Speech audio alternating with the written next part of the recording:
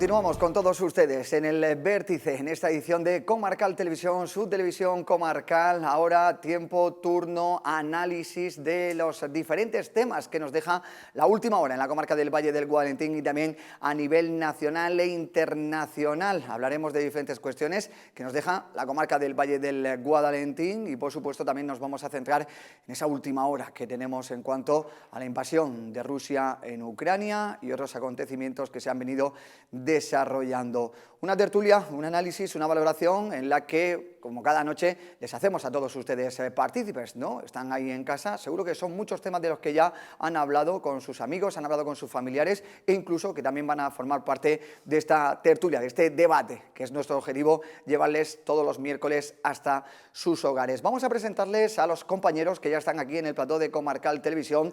Manuel Soler, ¿qué tal? Buenas noches, amigo, ¿cómo estamos? Buenas noches, pues de momento bien, hasta la fecha. Esperemos que se pueda continuar así. Una noche para estar en casa tranquilito, abrigado y bueno, después de esta, aunque la lluvia, bienvenida sea, Manuel, bienvenida sea. Bueno, la verdad es que sí, da más gustito estar en casa, pero bueno, tenemos que hacer el programa, como claro. Es natural.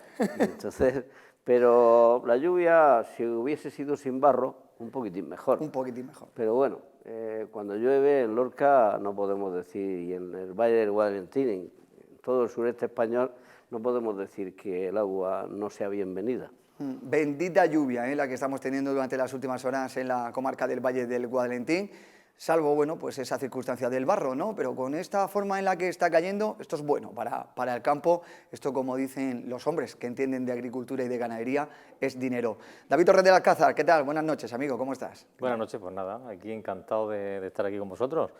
Como diría, me viene a la cabeza una frase que utilizaba un amigo mío, que en Lorca no sabe llover. No sabe llover, ¿verdad? No sabe llover, dice, ojo, llueve demasiado, o llueve con barro, o no llueve nada. Poco, y dice, pero al final es que no sabe llover. Digo, la verdad que era una frase curiosa, pero sí que es la pura verdad. Seguiremos con el refranero, y es que nunca llueve a gusto de todos, que pues, también vale, también tiene cabida. Aún así, bienvenidas a la lluvia. Bienvenidas, sí, efectivamente. Bueno, vamos a hacer referencia precisamente a la lluvia y también a esa calima, esas imágenes que, bueno, durante las últimas horas ha permitido el que muchos ciudadanos de toda la comarca del Valle del Guadalentín ha sido una imagen generalizada en el sureste peninsular con esa entrada de polvo sahariano en suspensión que ha llevado pues a sacar las cámaras, a sacar los móviles, todo el mundo a echar esas fotos después de esa imagen anaranjada que ha recorrido pues todo el término nacional. No sé, Manuel, si recuerdas a algún episodio de calima como el que estamos viviendo durante estos días. Ahí tenemos imágenes, la verdad es que parece que hay un filtro, pero no hay filtro ni nada, ¿eh? Esa es la imagen que nos deja, por ejemplo, la localidad de Águilas durante las últimas horas, un episodio que va a acompañarnos durante también los próximos días, pero ya en menor medida debido a la cantidad de agua que está cayendo. Pues en mis cortos 67 años no había visto nada parecido. La verdad es que es la primera vez que veo esa complicada situación. Esto es un problema serio, sobre todo para los que somos alérgicos, aquellas personas que puedan tener dificultades respiratorias, pues lo estamos pasando lamentablemente bastante mal, ¿no? Y ahora viene la lluvia, que afortunadamente está limpiando la atmósfera, pero claro, llueve barro. Viene bien para el campo, como anteriormente decía, pero también hay que decir que en algunos casos no viene tan bien. Aquellas plantaciones de verduras que están para recolectar en este momento, si llueve fuerte y se lavan, podrán llegar a los diferentes mercados, pero de lo contrario, hoy se podían ver plantaciones de coliflores, que habitualmente son blancas, con un color rojizo. O sea, se podrían producir también pérdidas en relación a este episodio de calima. Si llueve fuerte y al final lava, pues sí, podrán enviarse a los mercados. De lo contrario, hay ciertas verduras, como es la lechuga iceberg, que como la hoja para consumirla se le quitan algunas hojas de la superficie y es redonda, pues lo que quede en el interior está limpio, ¿no?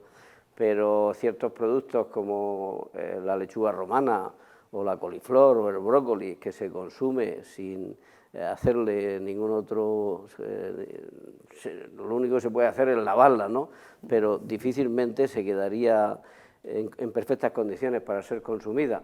Probablemente tengamos algunas pérdidas, pero en términos generales como decíamos al principio, nunca podemos decir que si llueve sea malo para nuestra tierra.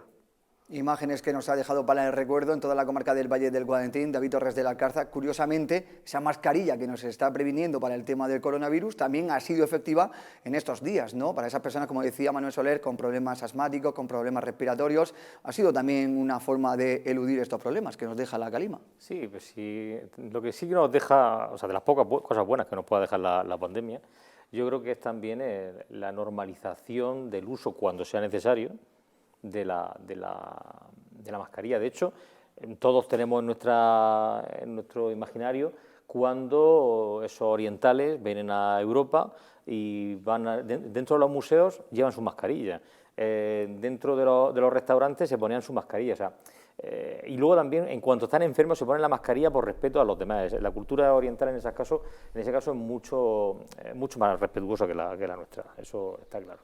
Pero que es verdad que sí, que en este caso pues nos viene genial. Pero hay aparte, por supuesto, de lo que estaba comentando Manolo sobre el tema de las posibles pérdidas, que esperemos que no sea así, esperemos que... Ahora, esta mañana cuando salía yo de casa para el trabajo era barro puro lo que caía, pero por contra ya a partir de mediodía y ya era lluvia limpia. Esperemos que siga cayendo lluvia limpia y sea capaz de dejar el campo como debe, ¿no? Pero en Madrid, por ejemplo, que ha tenido bastante menos incidencia que en la zona esta sureste. De hecho, los medios de comunicación alemanes hacían eco en concreto del caso de Lorca. O sea, lo hemos visto todo a través de las redes sociales, como hablaban de Berlín y hablaban de Lorca, ¿no? Una cosa, eso significa que aquí ha tenido esa especial virulencia, ¿no? Pues decía que han empezado ya en Madrid a limpiar los monumentos, porque es que también no se nos olvide que los monumentos también se ven muy afectados. De hecho, lo primero que han empezado a limpiar son Daoiz y Velarde, los dos leones que hay en la puerta del Congreso, los dos leones de bronce de la puerta del Congreso, precisamente porque eso al final se asienta y deteriora el patrimonio. Entonces, son fuentes de riqueza, son recuerdos colectivos y habrá que valorar también si algunas piezas tienen que ser lavadas antes de que eso acabe dañando ese patrimonio, que como digo es el recuerdo colectivo de todos nosotros, ¿no? Y por lo que decía de las afecciones pulmonares, lo decía antes a micrófono cerrado, antes de que empezáramos con la tertulia, que yo ayer sentía una molestia en el pulmón izquierdo y tal, hoy todavía un poquito, pero poca cosa, y no lo llegué a asociar con eso, pero después de ver las noticias de que podía también afectar y tal, y yo por la calle incluso llevo siempre mi mascarilla puesta porque prefiero prevenir que verme otra vez como me vi hace un año y pico. Sí, es que las medidas, lo comento, porque la estación de Lorca ha marcado 115 gramos por metro cúbico, sí, de hecho, cuando el límite legal indican que está en 50. Sí, o sea, estamos triplicando todas las actividades en los centros educativos, todas las actividades exteriores, educación física, incluso los recreos se han dejado en suspensión por lo mismo. Bueno, hoy por la lluvia también, ¿no? Pero que si no hubiera llovido, igualmente se hubiera quedado todo en las zonas cerradas con ventilación, pero lógicamente hay menos carga en los interiores, aunque sean ventilados, que directamente al exterior, porque es que no tenemos que ver esas imágenes que ahora mismo se ven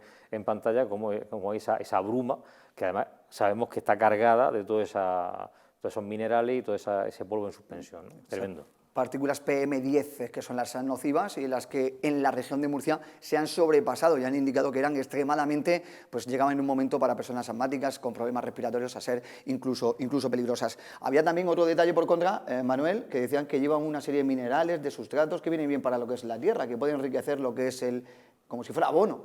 Sí, bueno, esto al final lo que cae a la tierra es beneficioso, excepto lo que comentaba anteriormente, excepto que alguna plantación se vea perjudicada. Es igual que cuando se produce lluvia y hay riadas, es decir, el agua, esa turbia que históricamente le llamábamos la crecida, pues eso sirve como fertilizante, es decir, mete una arcilla en los terrenos y mete un producto que hace que se abone el terreno, por lo tanto es bueno. A mí me gustaría conocer qué más tiene que pasar en estos 2 últimos años, porque estamos padeciendo de todo. ¿Quién se podía imaginar pues, que íbamos a tener una guerra, que íbamos a tener este problema, que íbamos a tener el COVID? Al final me quedo pensando qué vendrá todavía de camino, porque la plaga de langostas, lo único porque lo estamos padeciendo todo. El guionista David se está pasando, ¿no? Sí, el guionista ya lleva 2 años que está teniendo muchas ideas. Sí. Está demasiado imaginativo. Está imaginativo. Bueno, pues precisamente vamos a dar paso al siguiente tema. Vamos a hablar de COVID-19 porque se han cumplido 2 años, ¿no? ¿Recuerdan? Hace 2 años, qué lejos, parece que queda ya, pero son 2 años en los que se marcó ese estado de alarma para todo el país. En un principio iban a ser 15 días y definitivamente nos tiramos casi 100 días encerrados en casa con esos permisos para poder ir a trabajar, con esa situación que no habíamos vivido antes.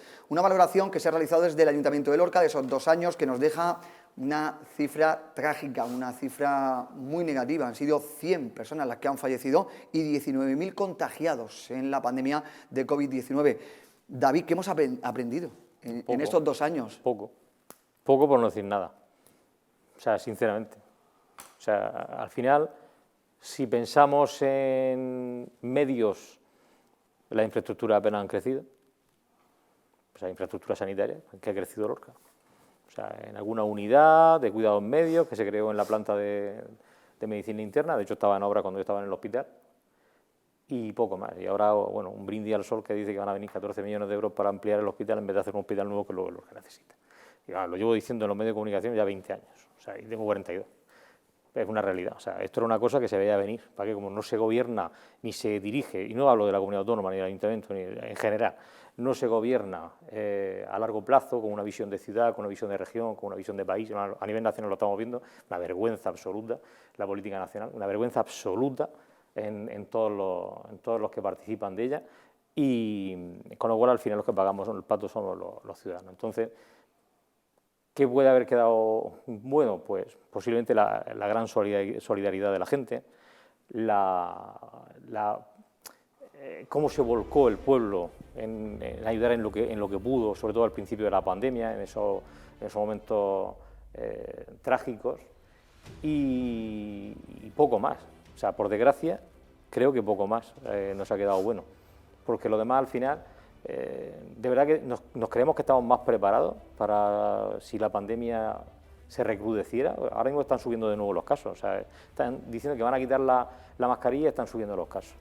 Vale, y resulta que ahora tenemos fiestas multitudinarias a la vista, como pueden ser las fiestas de San José, las fallas, que se celebran en toda España, lo que es la fiesta de San José en sí. O sea, si una ciudad como Lorca, en un barrio, se monta una fiesta muy respetable y muy digna, pues imagínense en todo lo que es la comunidad autónoma valenciana y en otras comunidades autónomas y ciudades de España, ¿no? Con lo cual, vamos a ver qué pasa con estos repuntes, porque además automáticamente la gente ya no se pone la mascarilla por la calle, no se pone la mascarilla, incluso ya antes la gente por lo menos se ponía la mascarilla para entrar al bar, aunque luego cuando fuera a consumir se la ponía, ya ni eso. O sea, yo creo que sinceramente que hemos aprendido poco, por desgracia hemos aprendido poco. Para David Torres del Alcázar se ha aprendido poco, todavía se recuerdan, ¿no? Aquellas noches a las 8 de la tarde cuando se salía, se aplaudía el trabajo que se estaba realizando desde los servicios sanitarios, desde también los servicios de emergencias, todo ese apoyo que se le prestaba. Decían que íbamos a salir mejor, no sé si hemos salido mejor, quizás humanamente, como dice David, pues sí, pero en cuanto a lo que son infraestructuras, Manuel Soler, si viene otra pandemia, si viene otra situación crítica, los medios siguen siendo los mismos, ¿no? Yo creo que es necesario en nuestra ciudad, en nuestra comunidad autónoma, en nuestro país, que se mejore la sanidad y que se amplíe. Todos estos recortes que se vienen dando, sobre todo en la sanidad pública, entiendo que es muy perjudicial y que nos deja en una situación precaria en cuanto a una cosa tan importante como es la salud de las personas.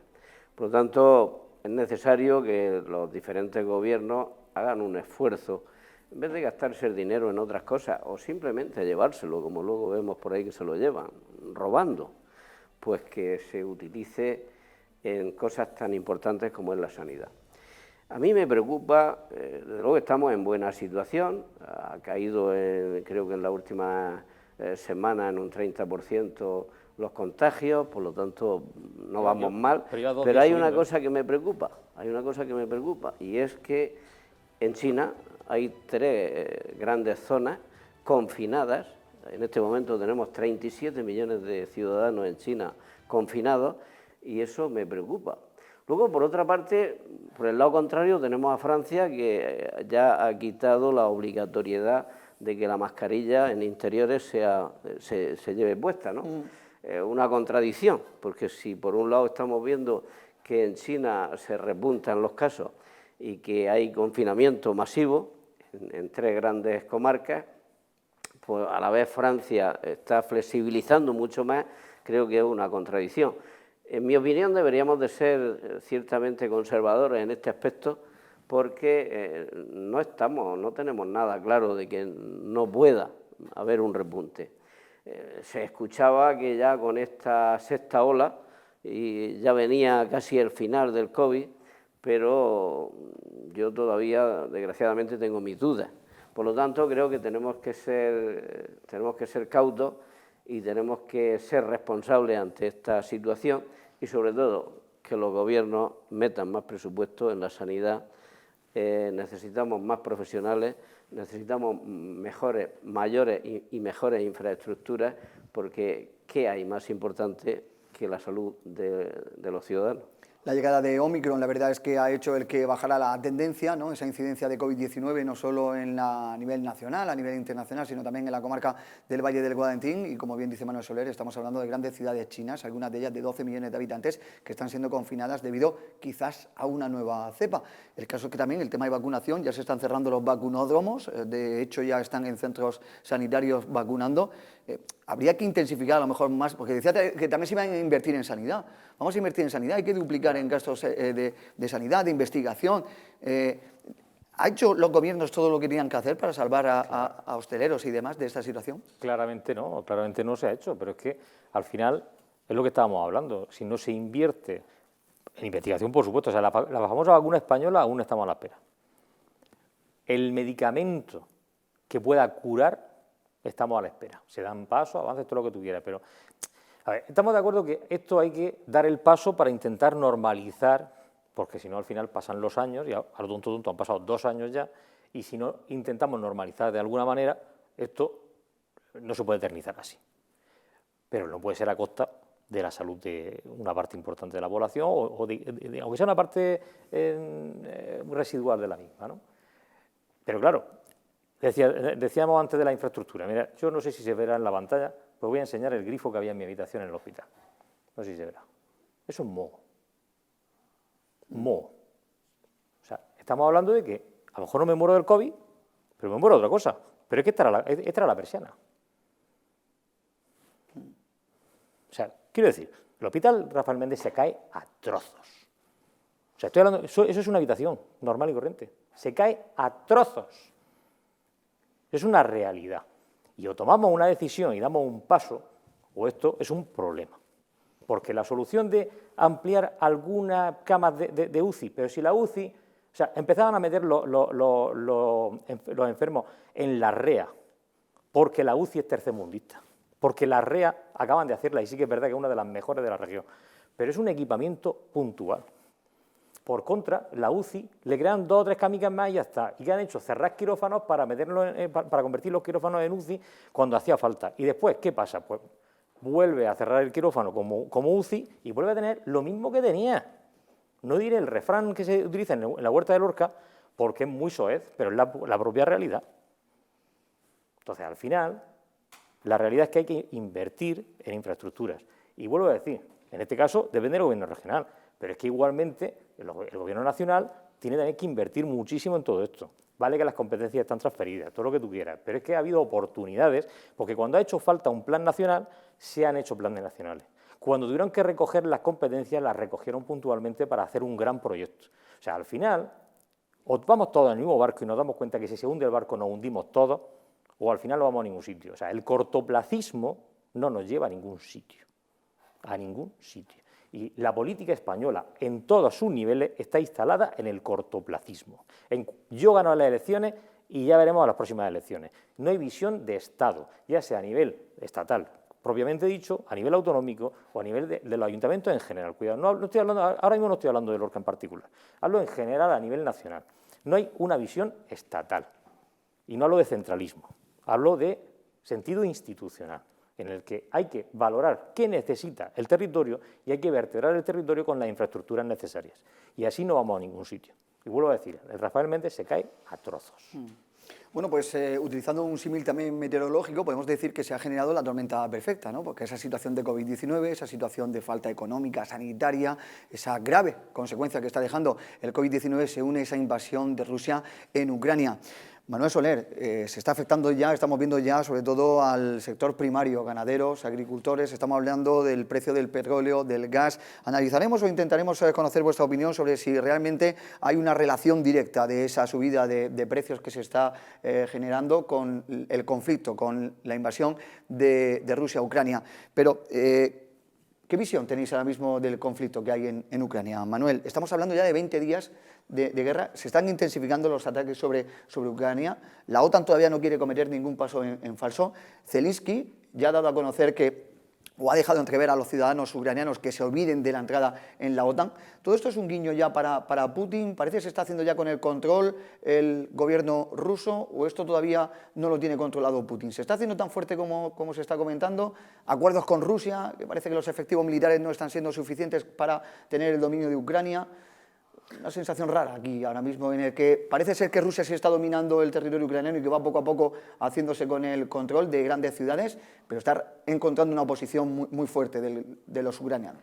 La Unión Europea está sancionando a Rusia, pero qué duda cabe que no la puede sancionar o no se ponen de acuerdo en la Unión Europea para sancionarla en una medida más importante.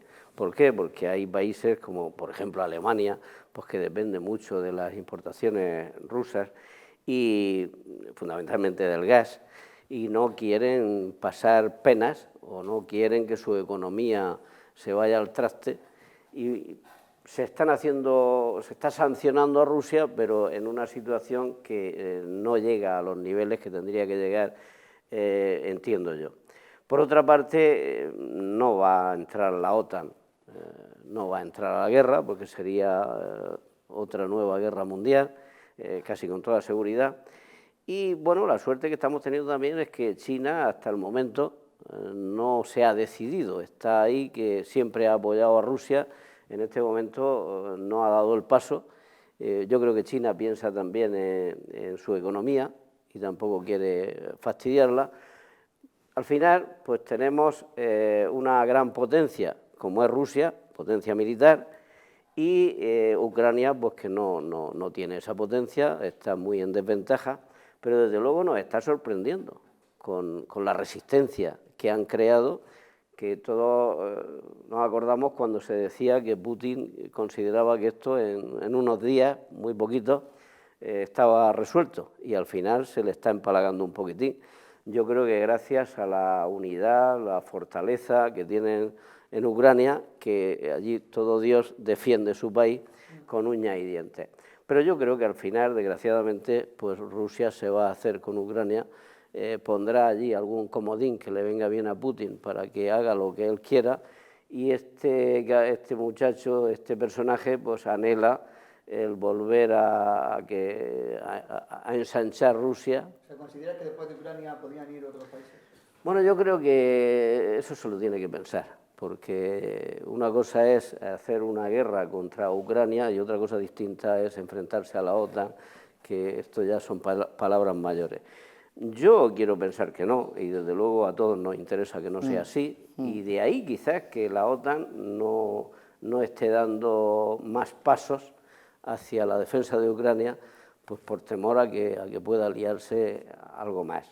Pero bueno, nos está perjudicando gravemente, porque sin ir más lejos, pues el 28% de las importaciones de maíz que España estaba haciendo, pues eran de Ucrania y ahora no puede venir. ¿Y eso qué hace? Pues que encarece el grano, encarece los piensos para la ganadería, etcétera. Y todos conocemos pues la situación del petróleo, cómo se ha puesto, el precio que tiene la luz, el precio que tiene el gasóleo, la gasolina, etcétera. Bueno, pues todo eso, qué duda cabe que está fastidiando nuestra economía, la economía no solamente de España, yo creo que a nivel mundial, y espero que esto pueda tener una solución lo antes posible, o de lo contrario, pues aquellas expectativas que teníamos en la Unión Europea de aquel crecimiento y de que la economía tras la pandemia, si se flexibilizaba la situación, iba a mejorar rápidamente, pues quizás se puede ver dificultado ese ascenso y complicada la situación. Por lo tanto, la guerra nos está viniendo muy mal y lo que nos hace falta es que lo antes posible este conflicto acabe. Si es posible, que no sea lo que estamos pensando, que va a ser malo para Ucrania, si fuera posible, pero seguramente no habrá otra solución, porque estoy convencido de que la OTAN no va a entrar en el conflicto directamente. Imágenes durísimas que estamos viendo de nuevo de esos ataques sobre la ciudad de Kiev, también sobre otras ciudades ucranianas, incluso muy cerca de la frontera con Polonia. ¿Eso es una amenaza de Putin a la OTAN, atacando esa base diciendo cuidadito, cuidadito, que aquí estoy yo? Bueno, sí, básicamente todos sabemos que si quisiera es darle un botón y ya está. O sea, básicamente esto lo que juega con el temor de la población. O sea, no nos engañemos. O sea, al final la población es la que... O sea, ¿quién está defendiendo realmente Ucrania? La población. La población, esas mujeres que hemos visto en vídeos, cómo se han enfrentado a soldados rusos y le han dicho, oye, échate semillas en el bolsillo para que cuando te entierren surjan de tu cabeza las flores, el girasol, ¿no? O sea, la población de a pie es la que está defendiendo su país. ¿Por qué no avanzan al ritmo que ellos quisieran? Yo el otro día escuchaba a un general del ejército español ya en la reserva, se notaba que sabía de lo que estaba hablando y conocía perfectamente las tácticas, las maniobras, las políticas, las formas de hacer las cosas y tal. Y una de las razones que él planteaba era que, claro, es que tú, ¿cuántos soldados puedes? O sea, si despliegan los 800.000 soldados que tiene Rusia, hay 57 millones de ucranianos igualmente. Y vale que vas a matar a los primeros y todo lo que tú quieras. O sea, la única forma, o sea, si quieres mantener algo del país en pie, la única forma es con la guerrilla callejera. Entonces, tiene todas las de perder. Y más cuando están llegando ahora las armas de la OTAN y de otros países del mundo que están ayudando, ¿no? Entonces, al final, la única forma para poder ganar allí es arrasando y dejando el país en un solar, dejando una tabula rasa. Por eso ha dejado ya, en algunas ciudades, está llevando un poco esa política de devastación para decir, oye, que si tengo que hacerlo, lo hago. Se ha acabado lo que está jugando con el temor, y especialmente el temor de la población. Pero no nos engañemos que esto al final no es el interés real. Luego hablan mucho, es que Putin quiere que vuelva a ser el imperio ruso. Otros dicen, no, es que resulta que quiere que vuelva a ser la URSS, el territorio que correspondía. Vale, puede ser que tenga algo ahí en mente, porque ese hombre un cínico, y loco no está, porque si estuviera loco no sería consciente de lo que está haciendo, pero realmente está en el borde ese en el que es consciente realmente de lo que está haciendo, ¿no? Entonces, realmente esto es geopolítica. Esto es geopolítica. O sea, y la Unión Europea no ha aprendido de ello. La Unión Europea sigue asentada. Mira, pongo un ejemplo. Estábamos hablando de la pandemia antes. La pandemia ha dejado claro que o sea, Europa en conjunto, y España en particular, que es lo que a nosotros nos preocupa y nos ocupa en concreto, ha deslocalizado toda su industria y, por tanto, no tiene capacidad de crear y de fabricar. Y entonces, si va a hacer un plan nacional, y si vamos a tener no sé cuántas empresas, y vamos a tener fábricas de todo tipo o sea, con una rapidez enorme. ¿Qué se ha hecho? Nada. Nada. No hemos aprendido nada. En la famosa conexión del gas que viene de Argelia, resulta que, claro, Marruecos no quiere dejar que el gas de Argelia, pero vamos a ver, si Argelia y Marruecos son enemigos naturales, no se soportan. Pero es que no tienes que hablar hasta con la población de a pie, si un argelino y un marroquí no se soportan. Entonces, ¿qué va a hacer Marruecos? Pues cerrar el grifo. Luego, con la planta de regasificación de España, pues, al final, vamos supuestamente ahora a ser la punta de lanza para el gas europeo. Vale, todo lo que tú quieras, pero la pregunta es, eso es pan para hoy. ¿Y mañana? O sea, es lo que estaba diciendo, el cortoplacismo. O sea, hace 2 años que se planteó el plan nacional para abrir no sé cuántas fábricas que he dicho antes. No se ha abierto ninguna. Seguimos sin tener la capacidad productiva que necesita Europa. Porque nos centramos en otras cosas que son lo inmediato, porque vienen las elecciones. Y quiero ganar las elecciones. Y al final pasa lo que pasa. Resultado, ¿quién lo paga? Vuelvo a decir, los ciudadanos. Entonces, en Europa estamos con la huella de carbono, con el medio ambiente, y todo eso está muy bien, pero no puede ser a costa de. ¿Por qué la Unión Europea ahora ha dicho que la energía nuclear es una energía verde? ¿Porque realmente piensan que la energía nuclear es una energía verde? No, porque la única forma hoy por hoy, de un día para otro, para tener electricidad en los hogares, para que la población esté tranquila, para que no estén en las calles, es que la gente pueda encender la luz, enchufar el Netflix y estar viendo una película tranquilamente cuando vuelve de trabajar, de estar 8 horas reventado. Esa es la realidad. Resulta que ahora suben los precios, sube la gasolina, sube no sé qué, una inflación galopante. Le acaban de dar 18 millones de euros a los sindicatos. Casualmente ya no les interesa hacer una huelga. Los mismos que hoy están en el gobierno de España, que son los de Podemos, que se quejaban por el precio del kilovatio o de lo que sea, a 50 euros ahora está en 400 y pico y no pasa nada. ¿Por qué? Porque ya están en el sillón. Por desgracia, esa es la realidad.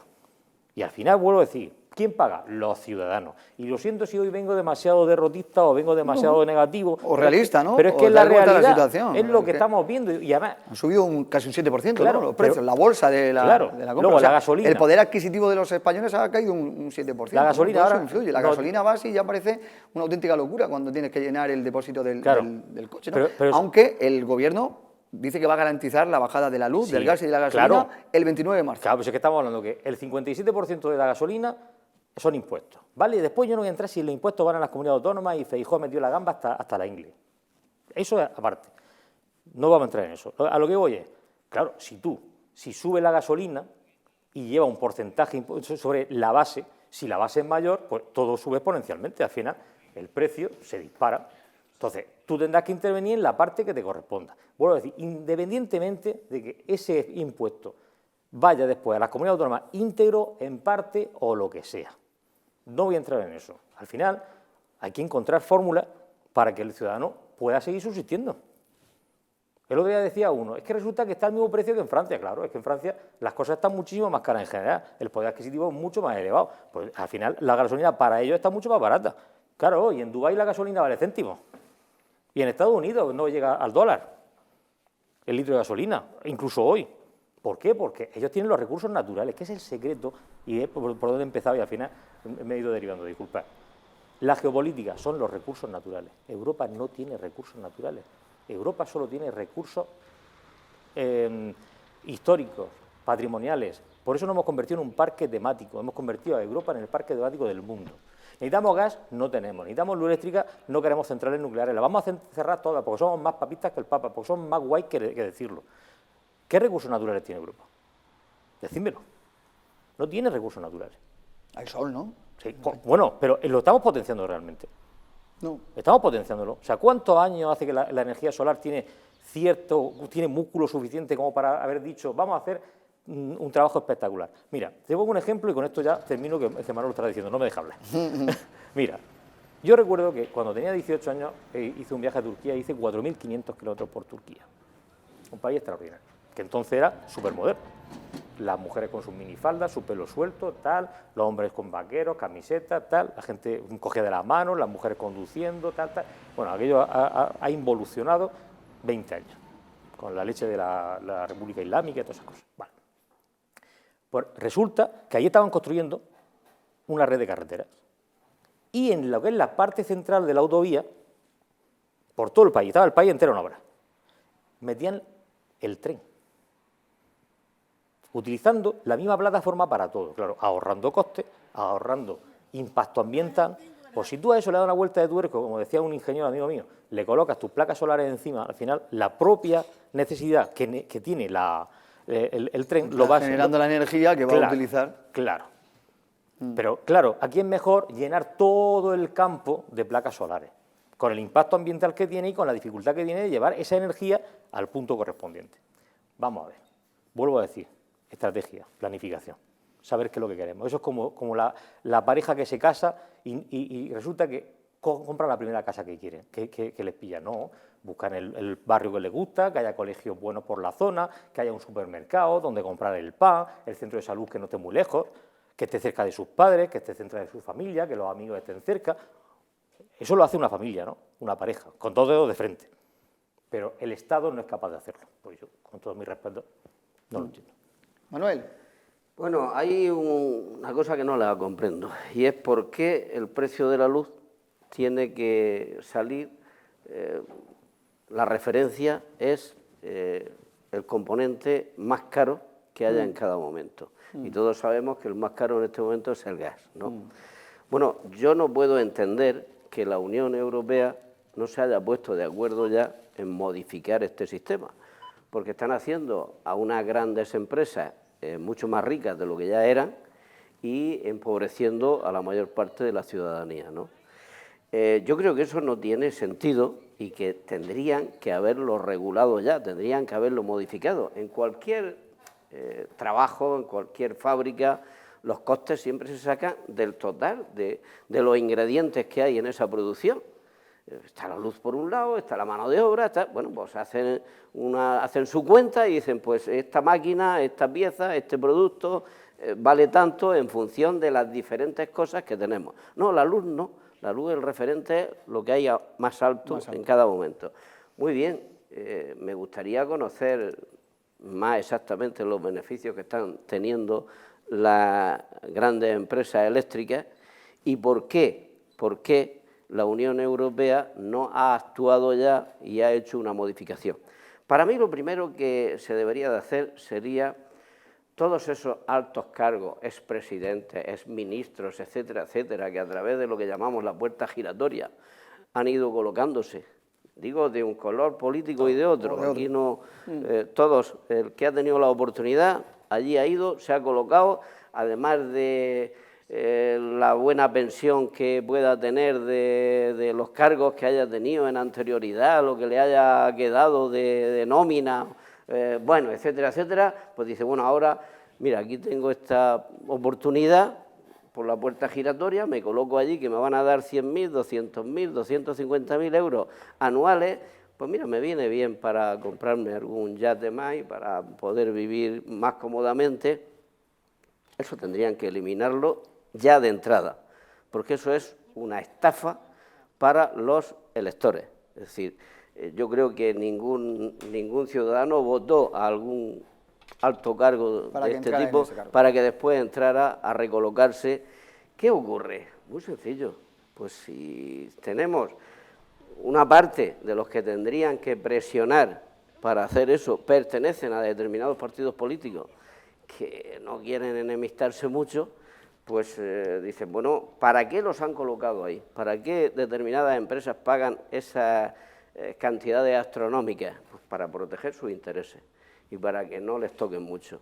Yo creo que nos están tomando el pelo en ese aspecto y que ya tendrían que actuar y decir, de un plumazo, todos, sean de derecha, centro o izquierda, esto a la calle, se acabó la historia, se acabó este tipo de enchufismo y este tipo de estafa electoral. Y a partir de ahí, pues tomar medidas y que el precio de la electricidad sea el precio justo que tenga que tener. Y yo no digo que las empresas tengan que perder dinero, porque de lo contrario pues no funcionaría la economía bien. 3.000 millones de beneficio Iberdrola y 1.000 millones en Endesa, o sea, pero esas exageraciones de beneficio a costa de los ciudadanos y sobre todo muchas familias que no pueden llegar a final de mes, que tengan que pagar ese gran recibo eléctrico. Y bueno, aquí tenemos un sol estupendo y podían potenciar más la energía verde. ¿Qué pasó hasta no hace mucho? Que afortunadamente eso sí lo quitaron. El impuesto que había que pagar por tener tú, producirte tu propio fluido eléctrico a través de placas fotovoltaicas. El impuesto del sol, ¿no? El impuesto al sol, que lo hemos tenido, otra barbaridad. Que lo hemos tenido muchos años y que, bueno, ahí sí hemos tenido la gran suerte de que al menos nos quiten ese problema. Pero yo creo que hace falta una mayor responsabilidad en los gobernantes y que vayan saneando estas cosillas que hay por ahí que nos están fastidiando mucho y que se pongan medios porque hay posibilidades. Esos miles de millones tienen que ir a rebajar y utilizar el sol para no tener tanta dependencia de estas empresas eléctricas. Pero es que además algunas tarifas son verdaderamente de escándalo. Mira, a la administración pública se le pone un precio desorbitado porque resulta que no pueden cortarle la luz. O sea, solo a los hospitales y demás, no vale. Pero lo que es al conjunto, como resulta que luego la administración tiende a pagar muy tarde y demás, lo que hacen es decir, vale, muy bien, pues en vez de pagarlo a 10, tú lo vas a pagar a 17 y no te voy a cortar la luz. pero tú vas a pagar más de 100. Entonces, imaginar la cantidad de consumo eléctrico público que hay, que luego al final pagamos todos. Todos, claro, todos. Pagamos todos. Que no solo pagas el de tu domicilio, sino que pagas de las instituciones públicas, instalaciones Claro, públicas. el alumbrado público, las instituciones públicas, los edificios públicos, los hospitales, como por supuesto. O sea, es una cosa tremenda. Es mira, con una palabra muy clásica, es un ladronicio. Cuando está institucionalizado, el robo continuo se llama ladronicio.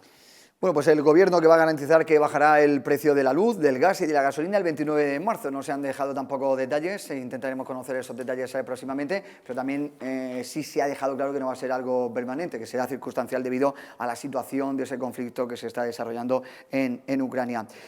Un conflicto que también está afectando, lo indicaban desde Ceclor, lo indicaba Juan Jodar, precisamente el presidente de Ceclor en las últimas horas, es una tormenta perfecta, ¿no? Todo lo que nos ha dejado la pandemia, toda esta situación de la subida de materias primas, toda esta situación de la invasión de Ucrania. Manuel Soler, los ganaderos, que sobre todo ahora están viendo cómo la subida de todas esas materias primas, el tema de los cereales, difícil acceso a los cereales, dónde lo pueden conseguir, está incluso llevándole a sacrificar cabezas de ganado. Nos explicaban desde Adespo Lorca que no solo era el sacrificio de cabezas de ganado de una forma masiva, sino que bueno, se van realizando lo que es la matanza, pero no se van reponiendo lo que son cabezas, ¿no? Una situación también complicada. Y luego ya, a hilo de este tema también, me imagino que en casa mucha gente se estará haciendo la pregunta, ¿va a faltar abastecimiento? Estamos viendo huelga de transportistas, estamos viendo que a lo mejor algunos productos van a empezar a escasear, ¿o no? Bueno, en primer lugar, creo que la política agraria comunitaria tiene que modificarse, para empezar, porque puede faltar algo puntualmente, pero si todavía se está subvencionando por no producir, es decir, los derechos históricos, aquellos que tuvieron X cabezas de ganado, ovino, caprino, vacuno, tienen una subvención porque lo tuvieron, aunque ya no lo tengan. Es decir, son los llamados derechos históricos que nosotros le llamamos subvencionar a agricultores de sofá, es decir, por no hacer nada, por no producir. Yo creo que lo primero que tenemos que hacer es ir quitando esos privilegios que tienen muchas personas que son productores o que lo han sido, y no se debe de seguir subvencionando el no producir. Eso para empezar. Sin ir más lejos, en España tenemos 189.000 hectáreas que obligatoriamente los cerealistas tienen que dejar de barbecho por imposición de la Unión Europea. Oiga, pues si nos falta cereal, utilícese. ¿Por qué nos están utilizando y por qué estamos obligando a determinados productores? No, usted el 5% de su extensión tiene que dejarlo obligatoriamente. ¿Por qué se ponían todas estas medidas? Porque hubo un momento determinado que había excedentes y se dijo, bueno, vamos a recortar las producciones para que no haya excedentes, para que el precio sea un poquitín mejor. ¿Qué ha ido ocurriendo? Pues lo que decía David anteriormente, hemos pasado a depender de otros países con producciones más baratas. Pero claro, nos viene un conflicto de este tipo y nos vemos al descubierto. Yo creo que lo primero que tienen que sentarse en la Unión Europea, porque somos socios y no podemos hacer en España lo que queramos, tenemos un margen de maniobra más bien limitado, y empezar a hacer modificaciones. Puntualmente sí que nos podemos quedar escasos de algún que otro producto, pero bueno, yo cuando oigo se van a sacrificar animales porque no va a haber pienso suficiente, con todo mi respeto, eso lo veo un poquitín exagerado, y que me perdonen mis compañeros ganaderos, que yo también lo he sido en otra época, ahora no, porque ya estoy en situación de pensionista. Se reformula. Lo que sí es cierto, si nos falta una materia prima, pues se reformula con otras materias primas que nos pueden dar más o menos la misma calidad. ¿Qué ocurre? Pues sí, se encarecen los piensos y, por ejemplo, en el cerdo, el 70% del gasto en la producción de cerdo es la alimentación, es el pienso.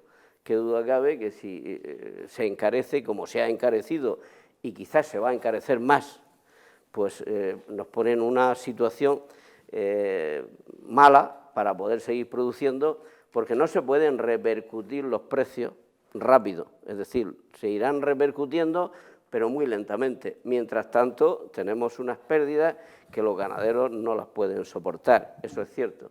Yo creo que la situación es complicada, es difícil, pero no la veo desastrosa porque tenemos herramientas suficientes para ser autosuficientes y no tener... ¿Qué pasa? Que eso es a medio y largo plazo. A corto plazo puede haber problemas, no digo que falte alimentación, ni para el ganado ni para las personas. Por ejemplo, de Ucrania importamos el 13% del trigo. Pues qué duda cabe que algo nos va a subir el pan. ¿Por qué? Porque algo va a subir el trigo. Pero en la medida que el trigo, los cereales, tengan un poco más de precio y no tengamos pasaremos a no tener esa gran dependencia, porque habrá más producciones en nuestro país, habrá más producciones en Europa, está claro. Hasta ahora, ¿por qué no se producía más? Pues porque no era muy rentable para los cerealistas. Y de ahí esas medidas de restricción en la producción y de subvencionar cosas históricas que, aunque hoy no se estén desarrollando, ese propietario tiene derecho a recibir esas cantidades de la política agraria comunitaria. Yo creo que eso hay que ir eliminándolo ya, porque estamos en una situación que nos está poniendo de manifiesto que esas medidas deben de ir modificándose y aquellos grandes capitales que reciben grandes cantidades de subvenciones a fondo perdido de la Unión Europea porque un día estuvo produciendo tal o cual cosa, yo entiendo que estamos en una situación idónea para ir modificando la política agraria comunitaria y apoyar al que verdaderamente produzca, al que genere empleo, porque estamos viendo que no podemos seguir con esta dependencia. David antes hablaba de la industria. Bien, pero es que hemos pasado a depender también de cosas tan elementales como cereales. Sí, sí, no solo para el ganado, claro, sino también para hacer el pan. Sí, lo que sí que es verdad, estoy completamente de acuerdo, pero también es verdad que es más fácil ampliar el terreno cultivable que montar una fábrica con todo lo que supone, la logística que eso lleva atrás, el personal cualificado y demás.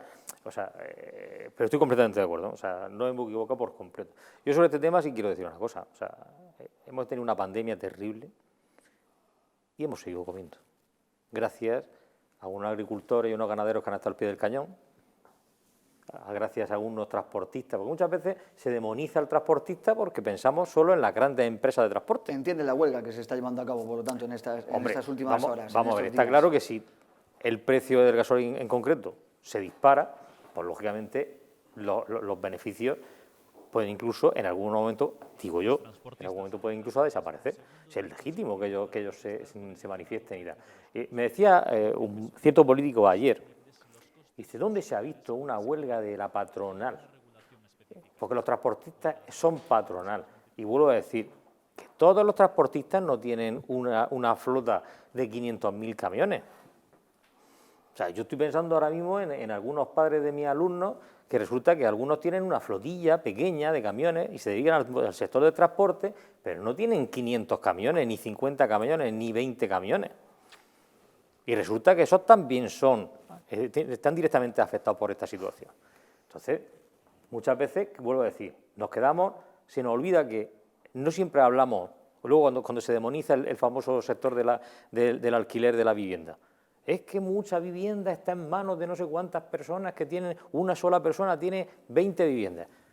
¿Cuántos conocemos nosotros habitualmente que tengan 20 viviendas en propiedad? ¿1, 2? Como si fuera la generalidad. Entonces, ¿qué hay que hacer? Regular para todos, porque hay un 5%, un 10% de personas que tienen gran parte de esas propiedades. No, habrá que regular. Yo soy de los que piensan que hay que regular también, ¿cómo lo llaman en la declaración de la renta? En tramos.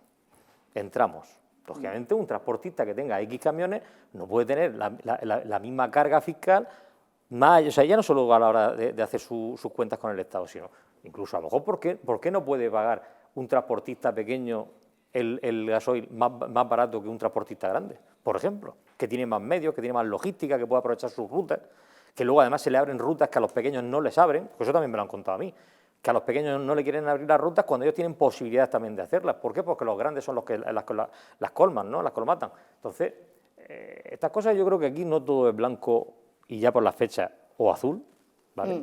Que estamos en Lorca y ya estamos en las fechas buenas. O sea, no todo es blanco o azul, o sea, hay medias tintas, hay azulillo así clarico. Y resulta que eso hay que tenerlo en cuenta. Bueno, pues entre otras cuestiones, por ejemplo, el Partido Popular en las últimas horas ha solicitado que haya ayudas para los ganaderos en cuanto a la exención de pago de IBI. Desde Izquierda Unida Verdes, por ejemplo, ha habido respuesta a este asunto indicando que no se realicen propuestas populistas y que la reducción del pago del IBI no es una solución para la situación que afectan a los ganaderos. Y también un teletipo que nos ha llegado esta misma tarde: la huelga de transportistas está dificultando el abastecimiento en estaciones de servicio y fábricas de pienso animal. La Guardia Civil se ha tenido que desplazar al puerto de Cartagena para asegurar el paso de algunos convoys. Es claro que bueno, pues los transportistas también solicitan lo que es suyo, solicitan la bajada de los carburantes, que les están ahogando también económicamente, y cada uno pues en una situación muy complicada que nos está dejando esta invasión de Ucrania, esta invasión de Rusia a Ucrania. Manuel Soler, muchísimas gracias por estar con nosotros, amigo. Una noche Comprendo más. a los transportistas autónomos, Sí, que son los que han organizado la huelga. Las grandes empresas no han llegado hasta ahora, pero hay piquetes y hay dificultades y es cierto que eso está dificultando, los comprendo, pero creo que deben de ponerse de acuerdo las administraciones y las asociaciones de transportistas lo más rápidamente posible, porque tenemos problemas más que suficientes con la pandemia, con la guerra, con tal, para unirle a esto un desabastecimiento de productos de primera necesidad que nos hace falta. Por lo tanto, espero y deseo que esto se arregle lo más rápidamente posible. ojalá que cuanto antes, porque también la Asociación de Empresas Productoras de Piensos, APICOSE, ha indicado que el sector ganadero de la región de Murcia lleva desde el lunes sin poder acceder al puerto de Cartagena para recoger grano.